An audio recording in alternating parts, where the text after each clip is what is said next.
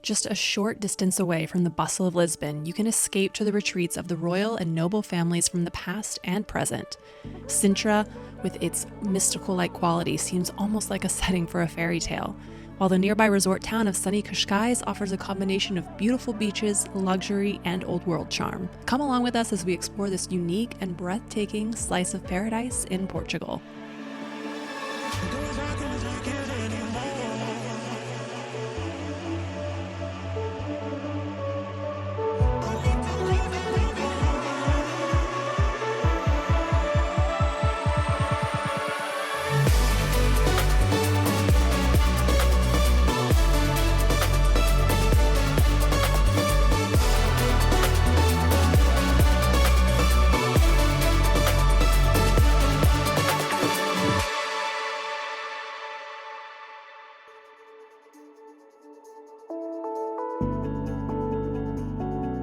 Good morning. Well, it's morning for me. I don't know what time it is for you. But today I am in beautiful Cascais, Portugal. This is the second installment on my little Portuguese adventure. We're here with the tourism board from Cascais, and they're going to be showing us around for the next couple days. We're going to be in Sintra as well. I call this the Portuguese Riviera, and it's very clear to see why. It's absolutely beautiful. Typically, this is like a little bit more of a day trip for most people when they come to Lisbon to pop over here, but hopefully this video will give you some really awesome ideas of things you can do here because we are spending multiple days in Cascais and Sintra. So stay tuned and let's go explore Cascais and Sintra. Our first stop was the Museu Conde de Castro Guimarães. This palace was built in 1900 by a wealthy Irishman, George O'Neill, and it's a classic example of summer architecture. This palace became an art museum in 1931, and it includes significant national and international paintings, furniture, porcelain, and jewelry. It's basically been preserved as it would have been at the turn of the 20th century. You're not allowed to take video here, but I included some photos so you can get an idea of what to expect. I loved walking through all the rooms and admiring the unique interior design and furnishings. Right across the bridge is the Casa de Santa Maria, which is another beautiful palace turned museum that we didn't have time to check out, but you can visit Tuesday through Sunday, and they have a great collection of paintings and tiles in there. And right next to that, because this is the museum district, you can check out the Lighthouse Museum, which is small, but also includes a climb to the top of that lighthouse with some great views.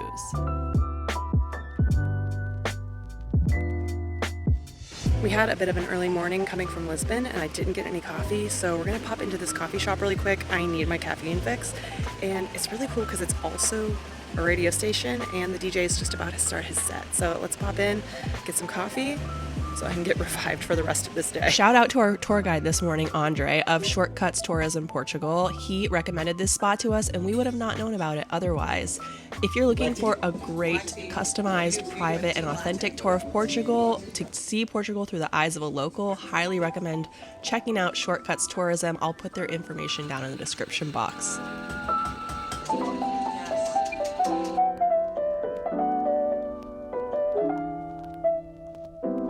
Started out very rainy and cold, and now the sun is coming out.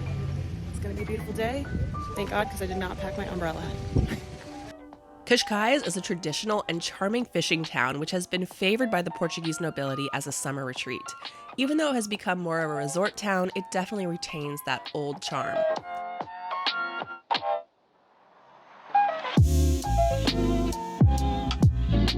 Now we're gonna head into town and grab some lunch. I'm obsessed with the tile. You'll see these beautiful hand-painted tiles, or azulejos, everywhere in Portugal. They're decorative, and they usually always tell some kind of story.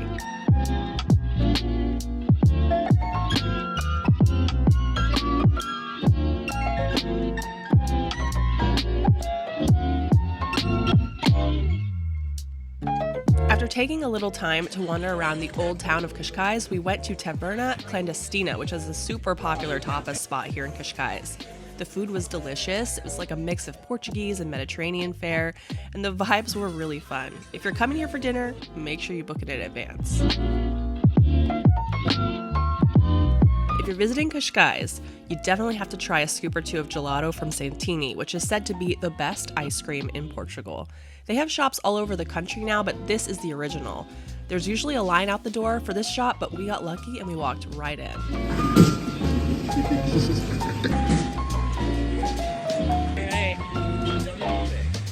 did you get? I got marabunta and cinnamon, which is actually a very good combination. Yeah, I got pistachio and mocha. That's my standard. I always get those flavors. Yeah. You're a classic.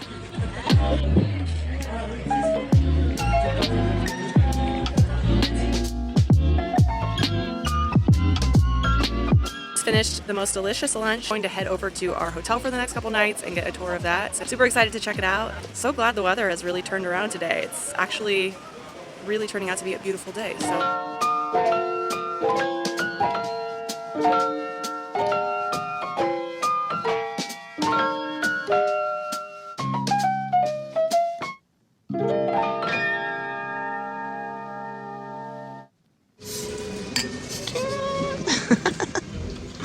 Just got in to the Penalonga here in Sintra, and we got a little surprise because we were supposed to be staying in the junior suite, but they upgraded us to the Cascais suite. There's only 2 of them. This room is insane. Let me just show you, okay? Ready for it? All right. In the amazing here, and then these are all closet space. Then you have this massive bathroom with a beautiful soaking tub, a shower, and then a his and hers sink. And then you walk out and there's a whole coffee bar area complete with all kinds of yummy snacks, and then a very spacious bedroom and living space area with the most plush king-size bed. They even gave us a little welcome gift of some chocolates, and they printed out an Instagram post I posted literally like 3 days ago. It was so adorable. But what was really incredible was this huge balcony that had the most incredible view of the property and the Sintra Mountains. Let's pop this bubbly, shall we?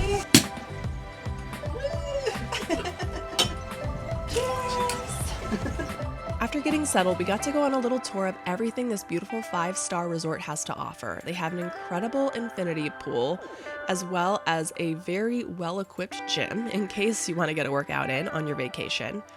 Did I mention the dining on site here? Because they have several restaurants, including casual restaurants and 2 Michelin star restaurants on the property.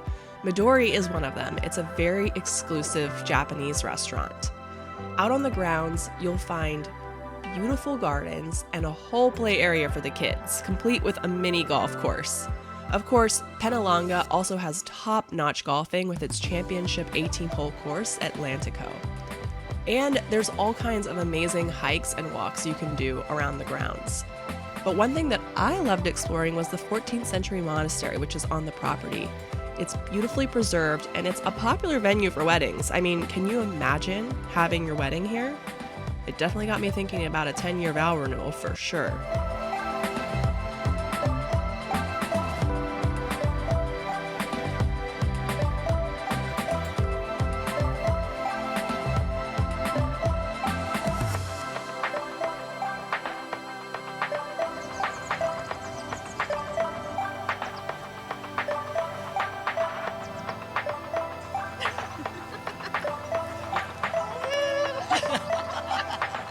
No path to get in here. You gotta walk through things, but there's a bench back there. Just gonna walk in and frolic. We make our own rules. Pretty much. We're just out here frolicking in the gardens. It's so stunning out here. Well, we just got back from our tour of the property, and this place is so beautiful. And it's just so serene when you're outside. It just feels so peaceful. You can tell why the monks back in the day staked their claim and put that cross way up on the top of the long rock, which is actually kind of what this resort is named for. It's just so beautiful. A really serene, amazing getaway. This place is incredible, and we just got here. I'm so excited for dinner tonight. The fit for the evening, we are heading out to Lab, which is one of 2 Michelin star restaurants on this property, which is amazing. It's like a very experimental type of place. I'm really excited. When you dine at Lab by Sergei Arola, prepare yourself for a thrilling and sophisticated gastronomic experience. And I truly mean it is an experience.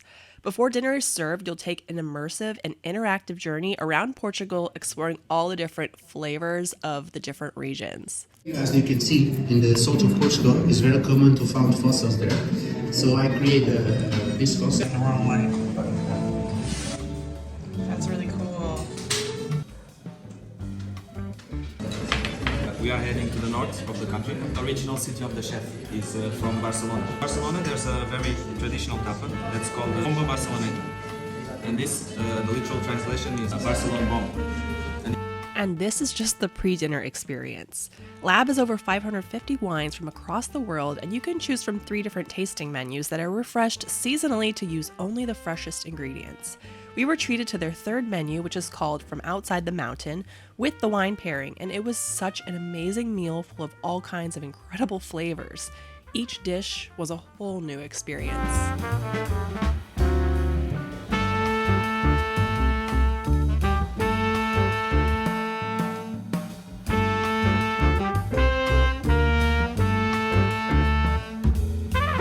Presentation is just awesome. There's a note in there. So it says, blessed with a vast coast and an outstanding ambition to discover new lands, Portugal became the propelling and pioneer country in the age of maritime discovery in 1415 through voyages and never before traveled oceans. As a result, the Portuguese brought back to the country new raw materials, precious metals, ingredients, and spices that were then integrated into their culture. For your next moment, you'll be able to follow our traveling sardine and taste the most iconic and typical flavors that represent the most important Portuguese discoveries. Truly, they think of every small detail at Lab. If you have the opportunity to eat here, I highly recommend it.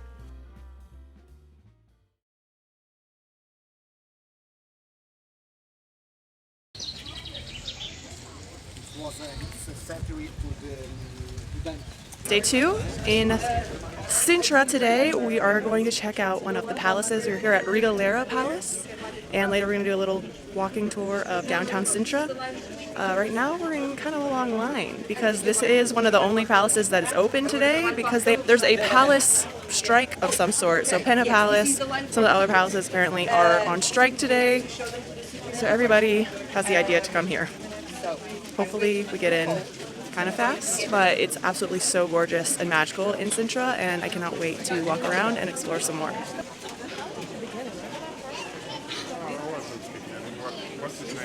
Of the Sintra palaces, Quinta de Regalera is probably the most beautiful, romantic, and mystical. It was built in the early 1900s, and it's believed to hide symbols to alchemy, masonry, the Knights Templar, and the Rosicrucians. The grounds are almost as much a sight to see as the palace itself.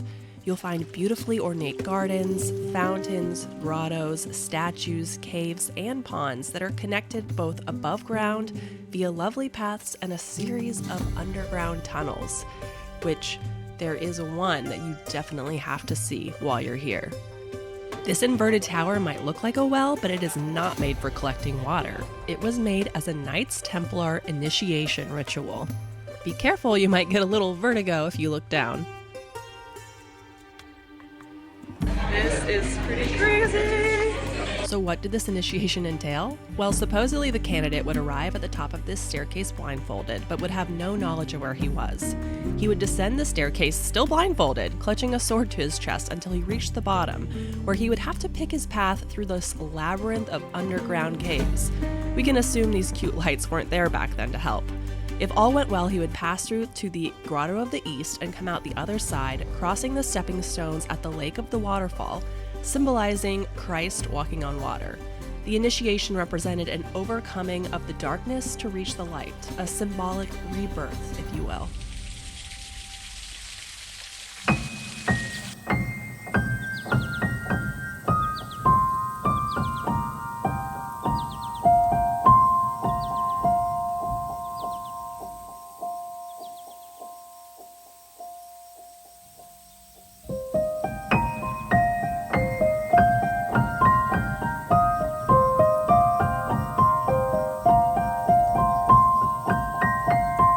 This place is like something out of like a storybook or a fairy tale. It's absolutely magical. Even though there's a ton of people here, it's so breathtaking.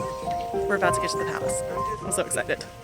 Lord Byron once described Quinta as a glorious Eden, and it's easy to see why. The garden is a true masterpiece. And exploring it feels like you're entering another world. I personally felt like I was walking through a storybook.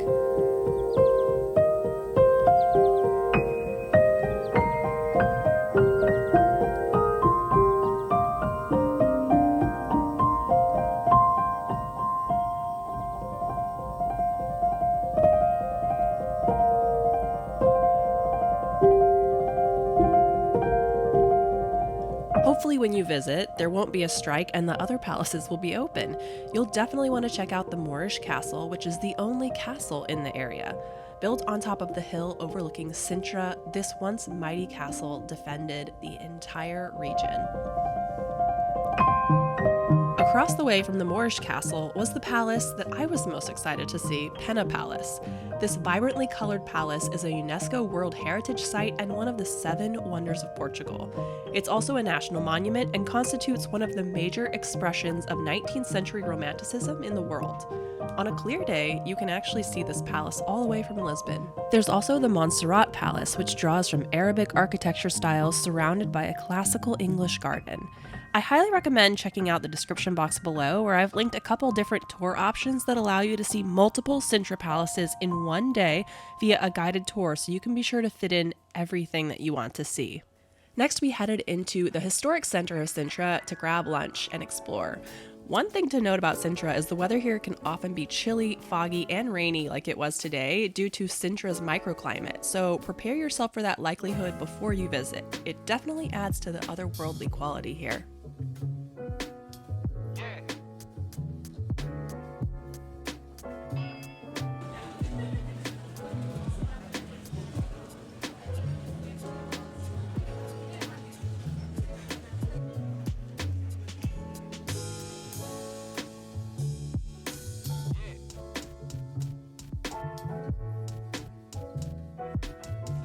We ducked in to Cafe Paris for lunch just as it was starting to sprinkle. Now, despite the name, their menu is mostly Portuguese food. They do have some other European-style dishes on the menu.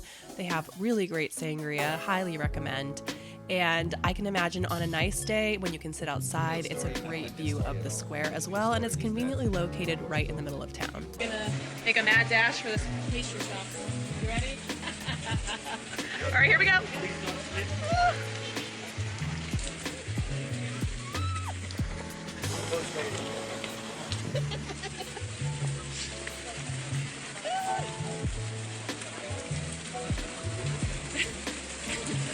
Don't miss out on this bakery in Sintra. When you walk in, pull a number so you don't wait too long. Every region in Portugal has its own pastry it's known for, and in Sintra it's the travesseiros, or long pillow. I'm sure I butchered that. We took ours to enjoy later since the bakery was crowded with people escaping the rain. And now the sun is out, 2 seconds later. Thank you. We were fortunate to be on a private tour around Sintra today. But Sintra is very spread out, so you will need to be on some sort of tour or have a car to be able to see all these different destinations.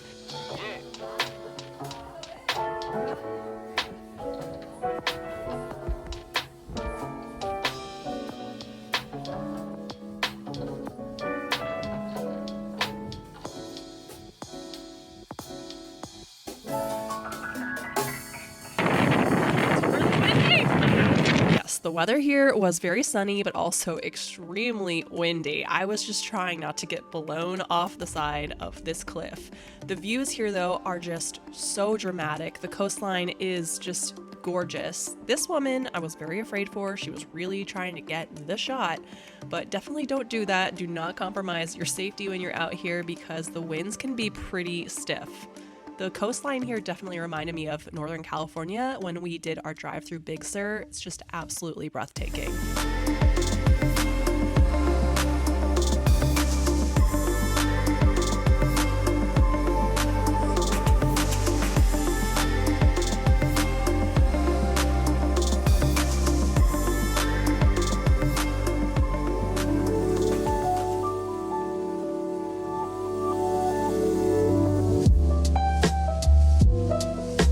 We had a really fun afternoon in Sintra with Eduardo. He was a super fun tour guide. If you're looking for like custom made tours in Portugal, Definitely look up Seagull Tours. Put his information in the description box. Definitely bummed that we didn't get to go to the palaces that we wanted to go, to Penha and the Montserrat Palace. Of course, it wouldn't be a trip to Europe for me without there being some sort of strike. It is what it is, right? I guess we got to come back to Portugal at some point. We are back at the hotel. I'm getting some caffeine. We need to try our pastries. This is the long pillow one. Yes. I'm not going to try to say it in Portuguese because it's not going to end well. I'll do this one first. Portuguese is hard. Yeah, Oh my god, this is really good. remember what he said this one was. Kind of tastes like an apple turnover kind of thing. This Sugar. one tastes like apple too. Look at apple bread.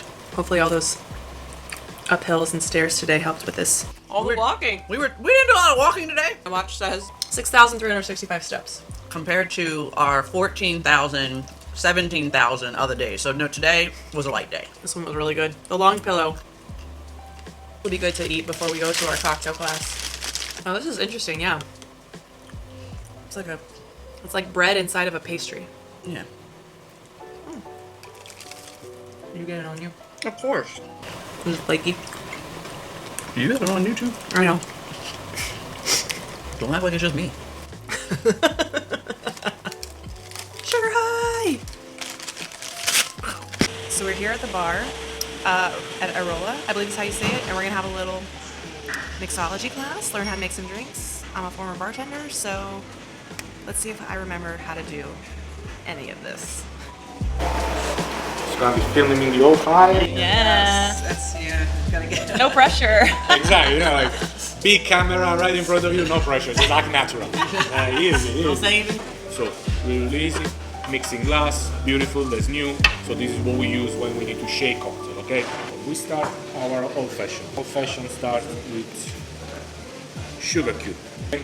Texturing drinks, it's really important. Stura, soda, and break the sugar. Big chunk of orange zest, I leave it in there. Start a little bit of stirring and start mixing it. The oil inside. Please try, let me know. Okay, so the city is getting a lot of tuning lately. So it's a very nice spot. I have to remember the finger action for this. So it seems I might not have lost all my bartending skills.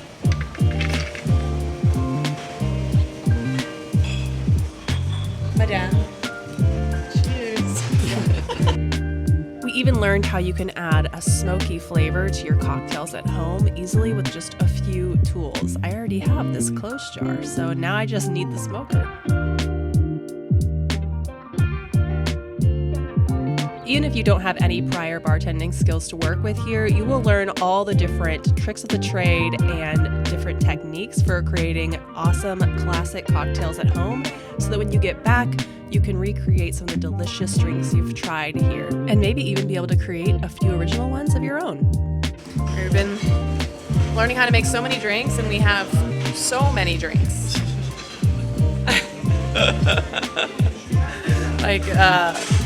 Wow.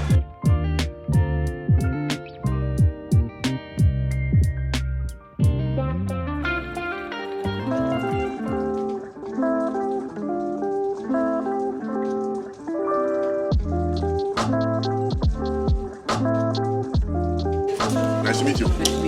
This is our car from 1972. Okay. Wow. It's a French car.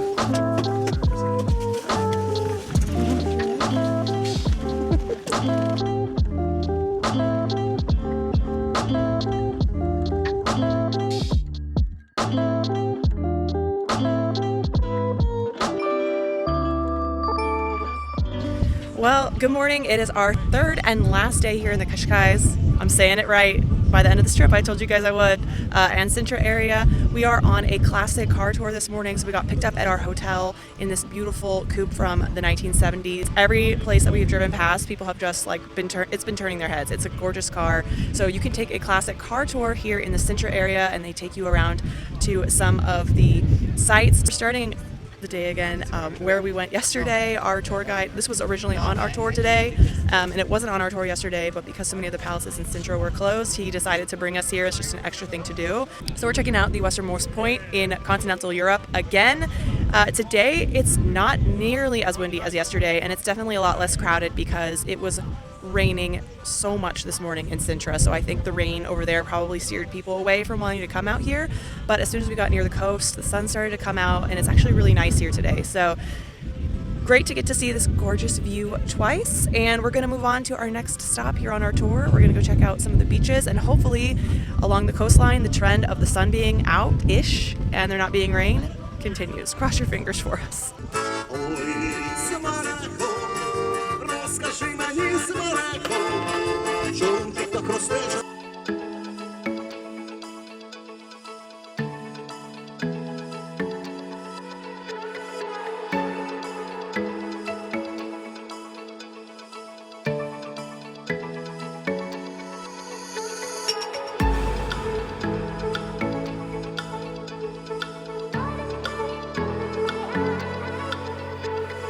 We are here at this gorgeous beach. This is the biggest beach in Sintra. It's really popular with surfers, windsurfers. The sand looks really nice and soft, and there's so much more room here than all the beaches that we've seen in Cascais and Sintra. So if you're looking for a stunning beach to come hang out on, maybe for the day, this is definitely the one. The views are so beautiful. Possibly one of the most beautiful sights I came across on this entire trip was this one. Azenas do Mar means watermills of the sea, and the name derives from a once powerful stream that moved the watermills as it made its way into the ocean. It's definitely worth a drive to come out here and see it in person.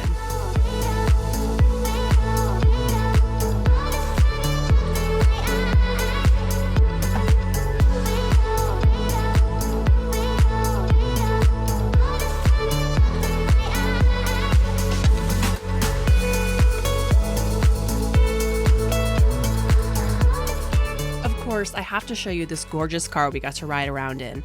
This is a 1972 Citroën Palace D Super 5, and it is such a stunner. The gentleman who runs this classic car tour company has over 40 plus classic cars and motorcycles of all kinds, so I think that kind of makes him like the Portuguese Jay Leno. He seemed to like that.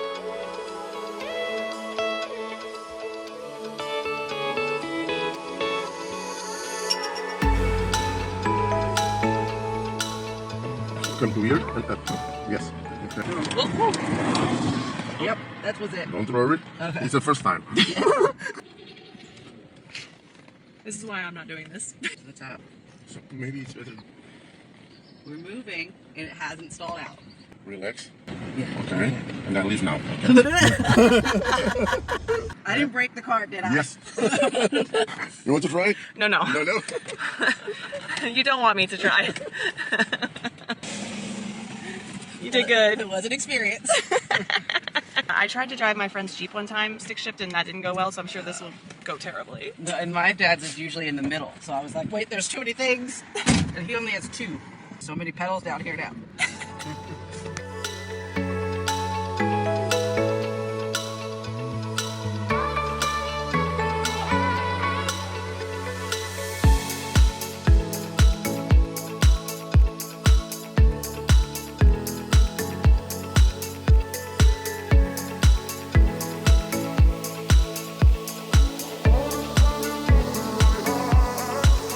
After a little bit of lunch back at the hotel, we unfortunately got notified that our boat cruise here in Cascais was canceled because the weather is a little unpredictable today, although now it's absolutely beautiful outside. But water might have been a little choppy to go out on. Instead, we decided to change it up for the afternoon. Aisha is staying back at the hotel and just getting some rest in, and I went back into Cascais to do a little bit more exploring. One of my favorite things to do in Europe, and what I really recommend you do when you come to any European destination, is just to get lost for a little while, wander the streets and see what you can find. So that's what we're gonna do. I'm gonna start my little adventure off here at the Boca do Inferno, which is this huge chasm that's right off of the cliffs here on the coastline. It's a really beautiful sight to see these big waves come through this chasm. Highly recommend you check this out while you're in Cascais. Now that I've taken this in, I think I might go find a scooter or rent a bike and ride back into town and see what's going on in Cascais this beautiful Friday afternoon. So let's go see.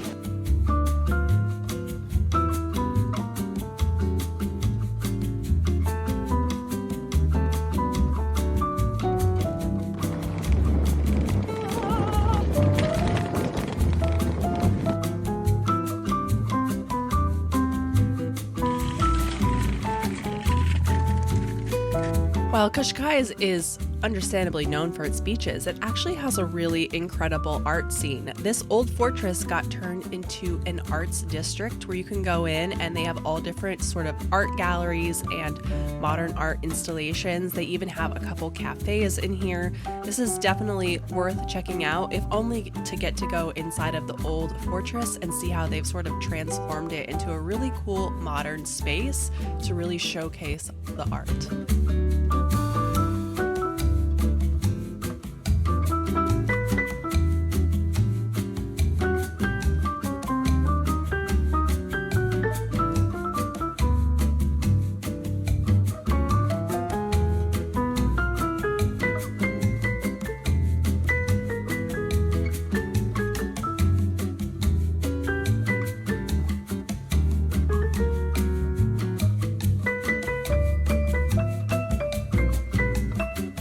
The shop was really cute. It's always my goal when I travel somewhere to get a Christmas ornament from where I travel, and I found the perfect little ceramic one in there. So if you're looking for Portuguese, local, handmade, just things for your home, jewelry, all kinds of great stuff, that shop is so great and was recommended by our tour guide the other day, Andre.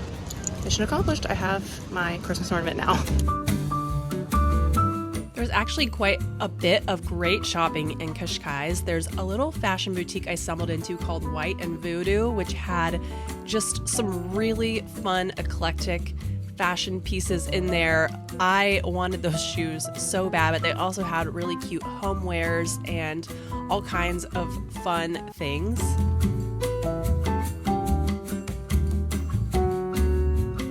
Another store I really liked was called Be We, which was a really chic collection of clothing for men and women. They had a really fun swim section that I got into.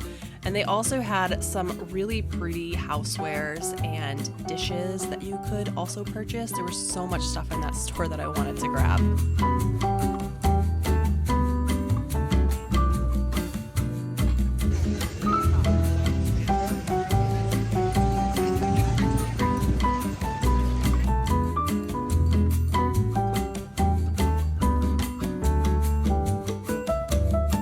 Now I can say I've dipped my toes into the other end of the Atlantic Ocean. One of the couple beaches they have here in Cascais. They have this really great little beach club here. You can rent some lounge chairs and an umbrella for the day if you want to come out here and enjoy the ocean. It looks like they have some sort of like inflatable thing out in the water for the kids to play on, and you can rent kayaks and paddle boards and all that good stuff. Turning out to be a gorgeous day for how crummy it started. Cascais is not a very big town, so you could probably see most of it in one day. And you can either come and do a day trip out here from Lisbon, or if you want to visit Lisbon, you can alternatively stay here in Cascais if you want a little bit more of a quiet, peaceful place to stay, and then go into the city to explore during the day if you want. So it's another great option if you prefer a little bit more of a peaceful home base to go off from that area and sort of explore Sintra or go into Lisbon and the surrounding areas. Right across the street from that little beach, I noticed this very unique looking train car bar and restaurant. So of course I had to go in and check it out, and it is so cool, very beautiful inside, and you get this really lovely view of the beach from the bar. I also went and checked out Hyphen, which was recommended by our tour guide Andre. This is a really great local spot. I tried out the local beer. It was delicious, and it's also right on the water with a beautiful view.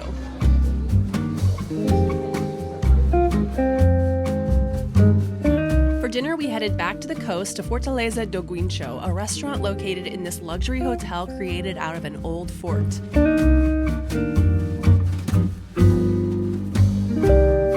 This Michelin-starred restaurant offers stunning views of the Atlantic, where it takes its inspiration from. Their menu has some delicious seafood, and they only use the highest quality local ingredients, and the menu is changed out seasonally. It was honestly the perfect way to cap off our time in Cascais. Our bags are all packed. We are heading out of Cascais. I thought I was going to be good at this by the time this video is over. Cascais. Leaving Cascais for Porto this morning. I'm not awake yet. My coffee has not kicked in. I'm gonna have to come back because we didn't get to see all the palaces. Unfortunately, sometimes travel hits you with a curveball and you can't really anticipate it. We made the best of it. I hope this video helped you see some fun ideas of things that you can do in this area. Make sure that if you have not already subscribed and you enjoy travel vlogs that you hit that red subscribe button. If you haven't caught my Lisbon vlog, make sure to check it out right over here, and I'll see you guys on the next video. Bye.